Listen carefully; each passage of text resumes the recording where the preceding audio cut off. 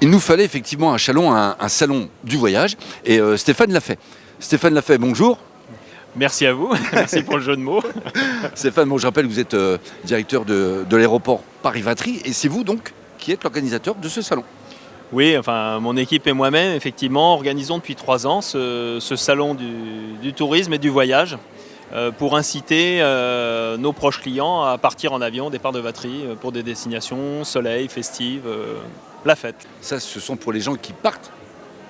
Et les Oui. gens qui viennent à Châlons. Il y en a qui viennent à Châlons pour dire ah, Châlons, c'est comment Alors il est vrai qu'on est actuellement plutôt dans un marché, il est vrai, émissif, c'est-à-dire des destinations soleil, touristiques qui sont extrêmement demandées et prisées, alors tout à la fois par des tourismes, mais également des communautés. Je ne citerai pas le Portugal, mais néanmoins on a des clients extrêmement fidèles et réguliers. Vous venez de le citer. Des clients donc, qui utilisent très fréquemment et assidûment notre aéroport pour aller voir la famille, revenir, Ouais. etc. Ouais. Et en complément à ces vols opérés par Ryanair, Jetterfly sur les destinations soleil, on a des destinations plus orientées sur des communautés comme le bassin méditerranéen et l'Algérie en particulier, avec un programme de vol très ambitieux pour cet été. Très bien, c'est ce que j'allais dire. On a des destinations nouvelles qui vont arriver. Oui, et là ce qui est intéressant, c'est qu'on n'est plus tout à fait dans le touristique. On a une clientèle complémentaire qui est communautaire, ethnique. Et là, par contre, on a une population qui peut venir de la région, mais pas uniquement. Et là, pour la première fois à Vatry, on aura des clients parisiens qui viendront prendre l'avion à Vatry. Très bien, mais c'est des bonnes nouvelles. Parce qu'en ce moment, on parle beaucoup d'aéroports sur notre territoire.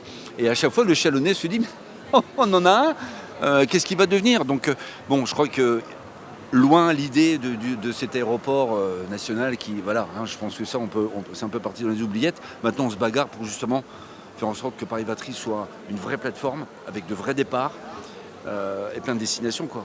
Oui, alors il est important de rappeler que Paris-Vatry, c'est un aéroport qui a absolument toute la palette de services qu'on peut imaginer dans l'aéronautique. C'est-à-dire qu'on a des vols cargo, on a des vols passagers, alors des vols réguliers, des vols charters, on a aussi des vols d'affaires et on a des vols de loisirs, de tourisme.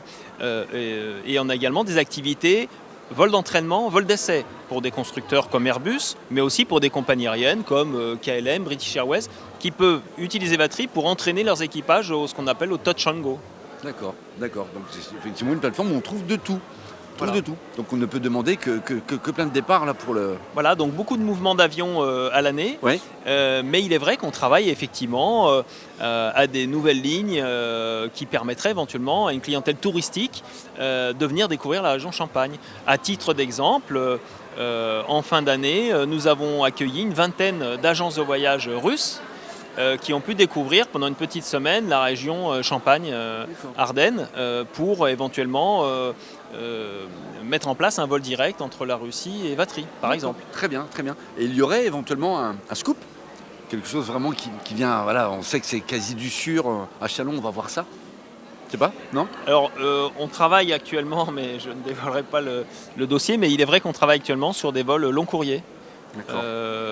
Long courrier avec une clientèle internationale susceptible de se poser à Vatry et de découvrir la région.